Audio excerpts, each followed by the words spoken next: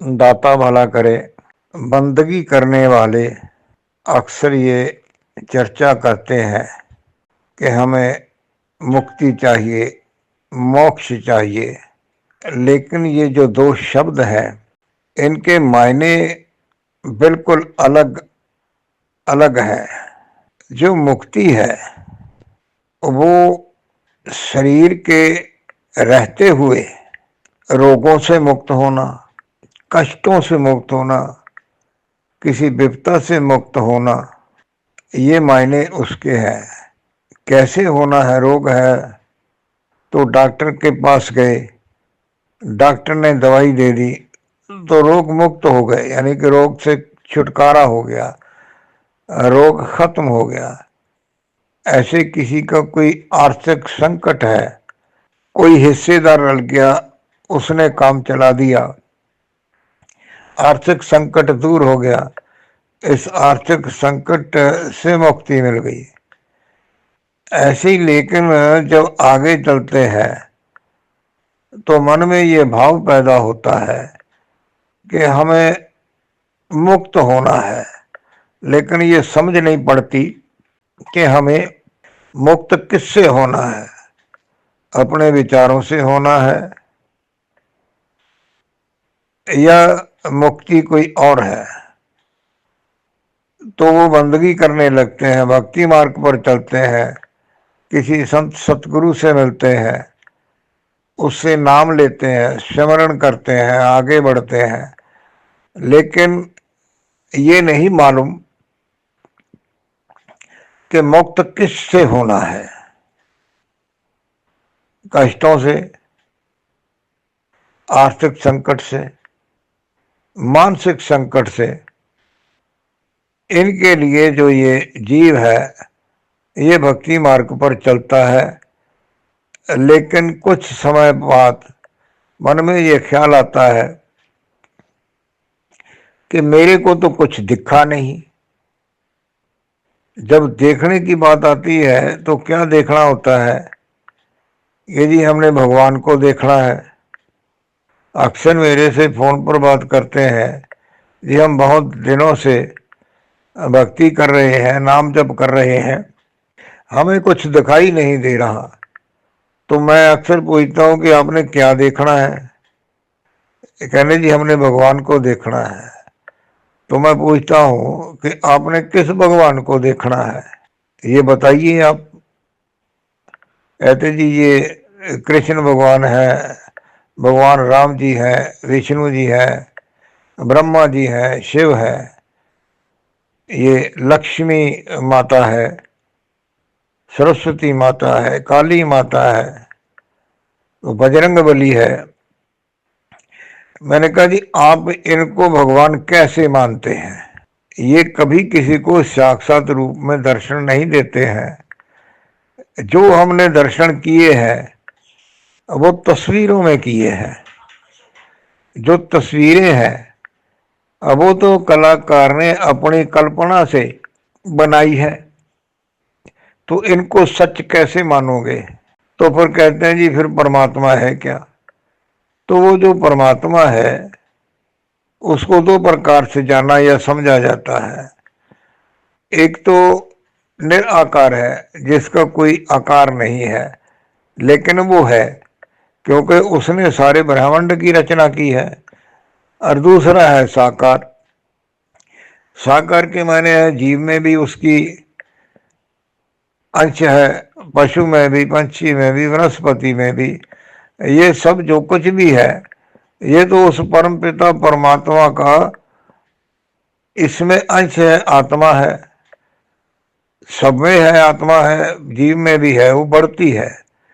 तो यहाँ आके जो है ना वो जीव के भीतर में ये उलझन पैदा हो जाती है कि मैं इतनी देर से भक्ति कर रहा हूँ तो मेरा लक्ष्य क्या है? अब जहाँ जब लक्ष्य की बात आती है तो वो फिर संत महापुरुष से चर्चा करते हैं कि गुरुजी हमें किस तरह से भक्ति करनी चाहिए कि जिससे हम मुक्ति या मोक्ष को प्राप्त हों।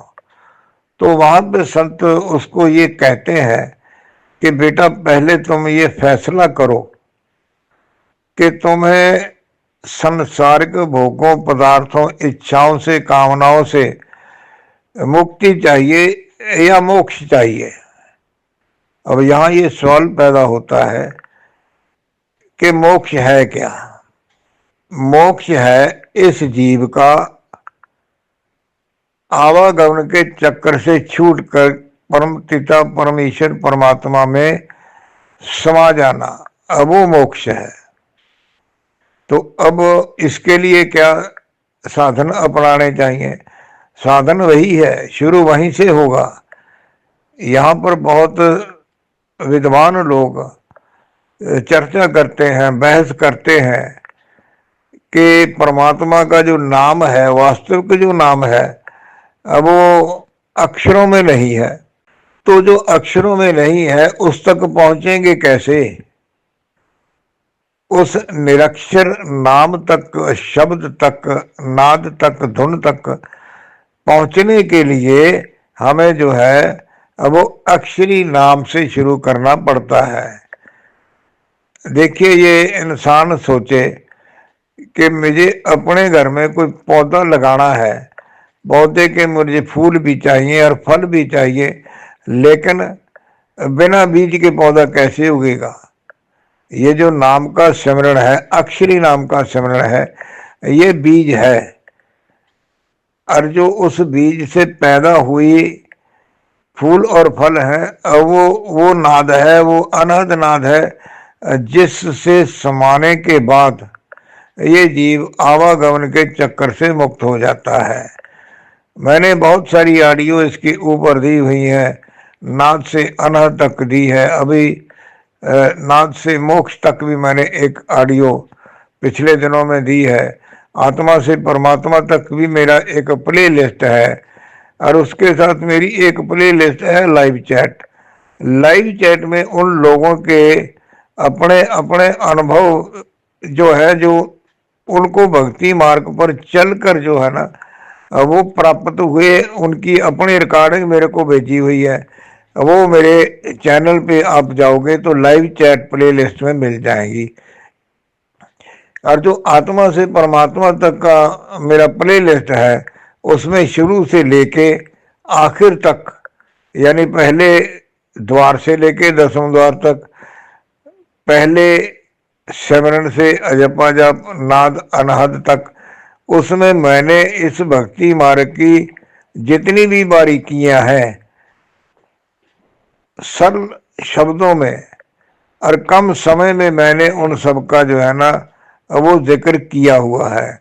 अब जो समझने वाली बात है, जैसे जैसे ये जीव आगे बढ़ता है तो उसको भक्ति मार्ग में आगे बढ़ने से रोकने के लिए जो प्रकृति में विरोधी शक्तियां हैं, उनके साथ हमारे भीतर जो एक शक्ति है ना, जिसको मन कहते हैं, ये सभी मिलके साधक को आगे बढ़ने से रोकने में जो है, डिगाने में जो है ना वो काम करती है।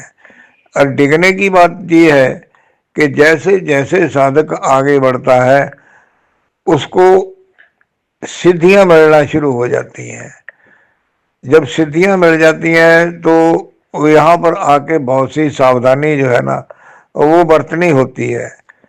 पहली ऑडियो में मैं इनका जिक्र कर रहा हूँ, आगे में जो उनमें नहीं कहा है, रिसेंट वाली में नहीं कहा है, जो मेरी पहले की हैं, 1-2 साल पहले की, उसमें मैंने इस बात का जिक्र किया है। आज मैं वो बात आप जी के साथ फिर खुल के करने वाला हूँ, क्योंकि नए साधक जो मेरे से जुड़ते हैं उनके लिए ये मुश्किल हो जाता है सभी पहले वाली ऑडियो को सुनना।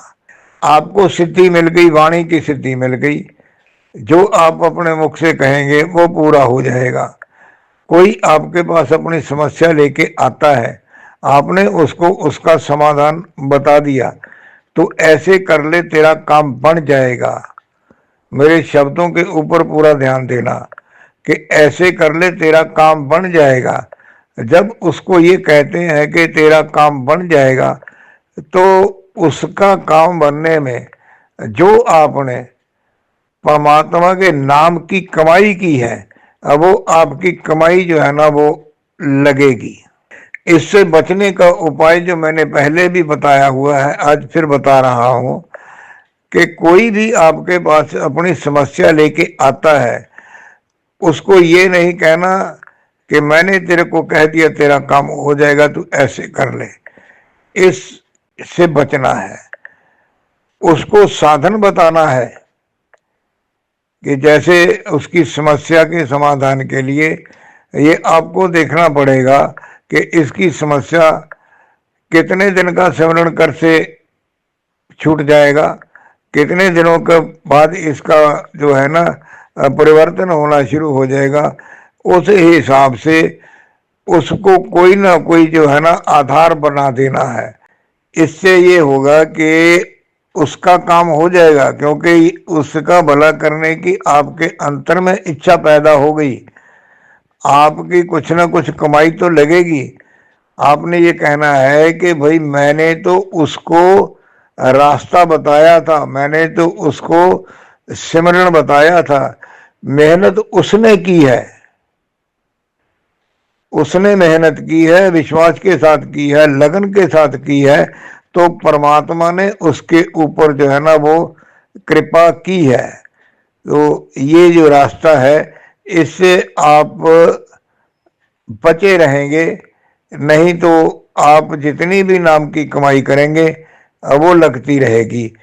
इससे बचना है, क्योंकि लक्ष्य है जन्म मरण से चक्कर से छूटना, यानी मोक्ष की प्राप्ति करना। और मोक्ष की प्राप्ति जो है वो जो मैं पहले वाली ऑडियो में बता चुका हूं कि अनहद नाद के साथ जुड़ने से ही होगी।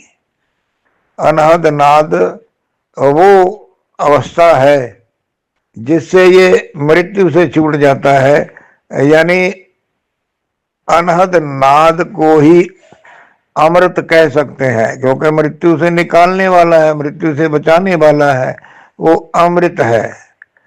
अमृत ऐसे है कि जब गुरु गोविंद सिंह महाराज ने अमृत तैयार किया था तो उस वक्त उन्होंने गुरबाणी का पाठ किया था।